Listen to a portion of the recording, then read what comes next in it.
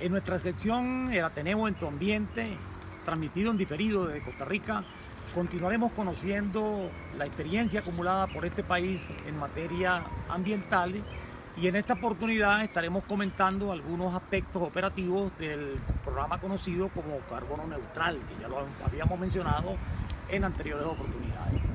Recordamos que este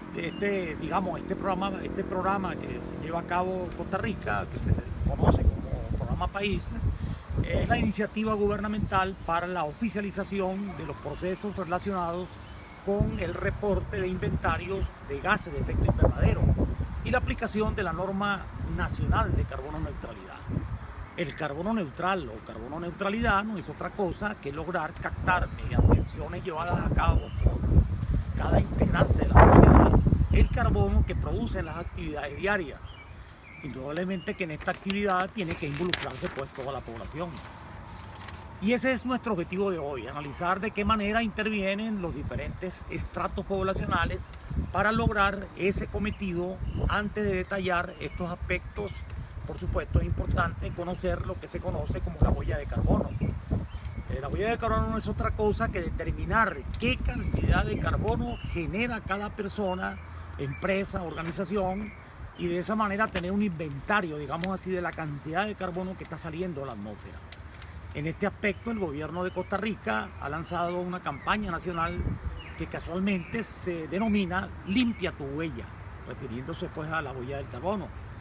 ¿Con qué fin? Con el fin de involucrar a toda la población en la reducción de su huella de carbono y de esa manera contribuir a la meta del país de convertirse en la primera nación carbono neutral del mundo para el año 2021.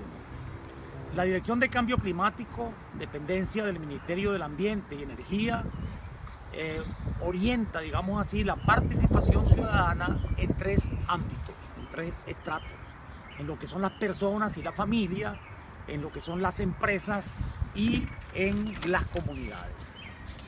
En primer término, se dirigen programas a las personas o familias en la tarea que reduzcan la huella de carbono.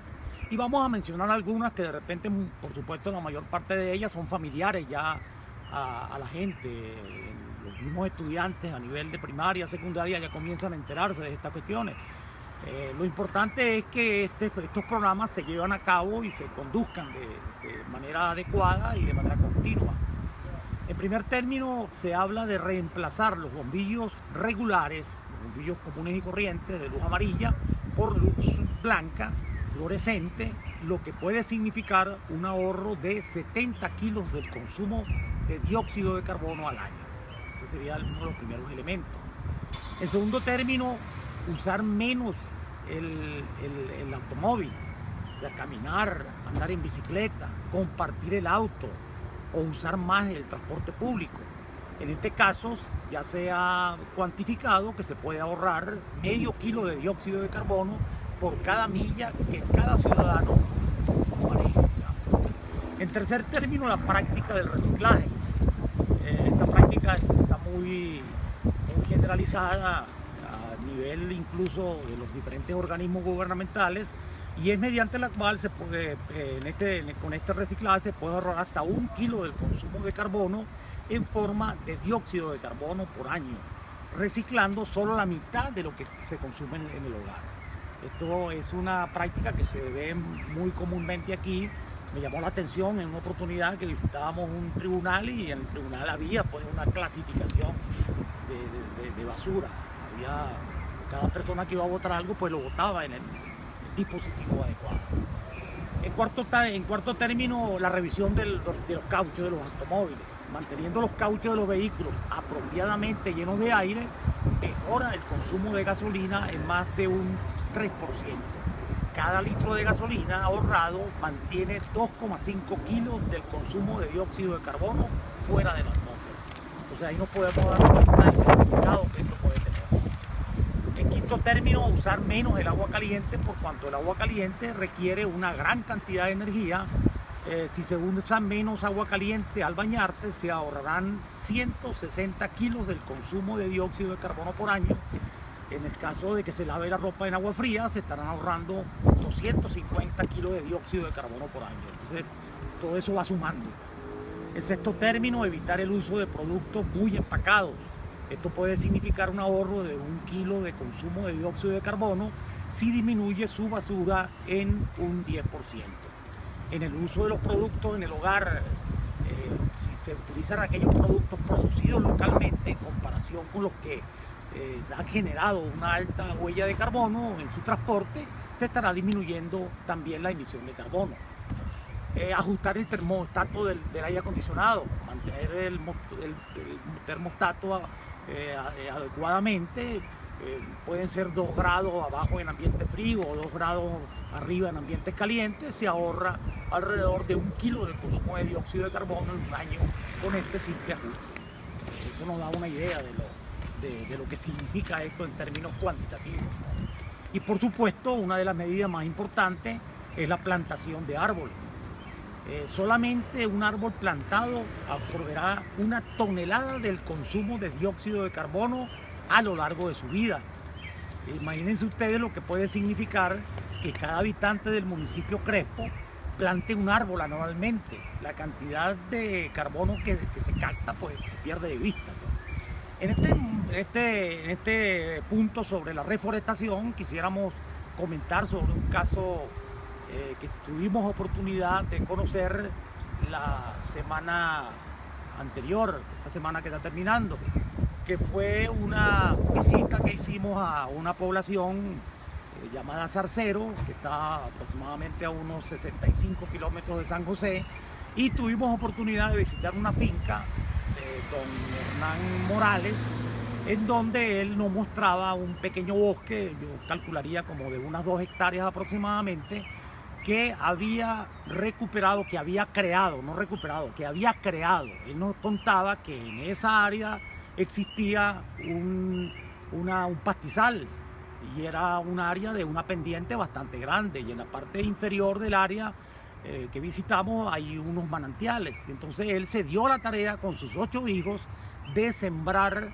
eucaliptus, y hoy en día, eso ya hace 24 años, hoy en día la recuperación ha sido total. El bosque está totalmente tupido.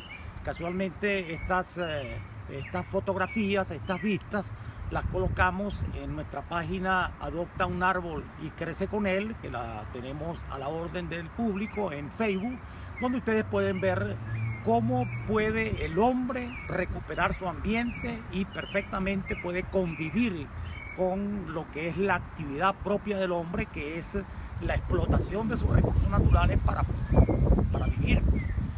Nos contaba el señor Morales que hoy en día, como fue un bosque creado por él, tiene un registro del Estado, y él puede entresacar el eucaliptus y vender la madera. Incluso nos llamó la atención que tiene una casa de madera preciosa, muy bonita, que fue construida con los árboles que saca del bosque. Entonces, para que ustedes se den cuenta de que es una labor que perfectamente se puede hacer, se puede convivir en una cuenca, convivir con la naturaleza de la mejor manera posible, y de esa manera estaremos conservando ese preciado don que Dios nos dio, que fue el recurso natural que nos permite la vida, que nos permite la existencia. Entonces, la experiencia que tuvimos pues en la finca del señor Morales fue una experiencia única. Pocas veces se ve en vivo y en directo en nuestro país una condición de este tipo, y esto realmente es algo muy importante. No es porque no hayan esas experiencias. Nosotros tenemos una experiencia muy interesante que en otras oportunidades se ha presentado aquí en Candela Televisión, que es la experiencia de la recuperación de la cuenca del río Morón. Allí hubo un señor que largos años estuvo encargado de un proyecto liderizado por PDVSA, en donde prácticamente él rehizo la cuenca del río Morón, y hoy en día el río Morón tiene agua común y corriente como para que puedan perfectamente las plantas, los animales, la fauna en general existir en esa zona. Total que son cosas que vale la pena tomar en cuenta y que nos sirva de experiencia para que en el municipio Crespo podamos continuar plantando árboles que nos van al final a llevar a condiciones ideales, digamos así, en cuanto a conservación de los recursos naturales. Muchas gracias.